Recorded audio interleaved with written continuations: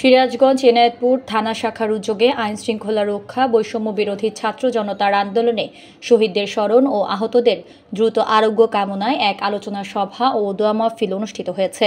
সিরাজগঞ্জ প্রতিনিধি রেজাউল করিম জানান, মঙ্গলবার এনায়েতপুর ইসলামিয়া উচ্চ বিদ্যালয় মাঠে এ মাহফিলের আয়োজন করা হয়। এনায়েতপুর থানা আমির ডাক্তার মাওলানা মোহাম্মদ সেলিম রেজার সভাপতিত্বে ও এনায়েতপুর থানা সেক্রেটারি ডাক্তার মোফাজ্জল হোসেনের পরিচালনায় প্রধান অতিথি হিসেবে উপস্থিত ছিলেন মাওলানা রফিকুল ইসলাম খান।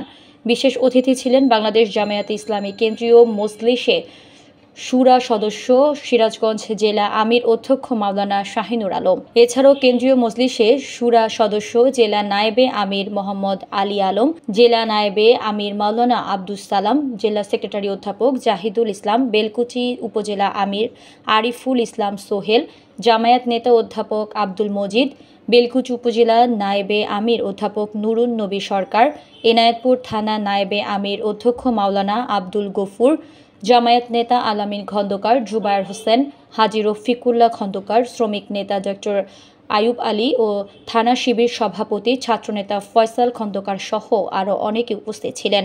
ছাত্র জনতার আন্দোলনে পুলিশের গুলিতে এনায়েতপুরে নিহত ৩ বীর শহীদ শিহাব, শহীদ সিয়াম ও শহীদ ইয়াহিয়া তাদের শহীদ পরিবারের সাথে পৃথকভাবে মতবিনিময় সভা করেন তিনি।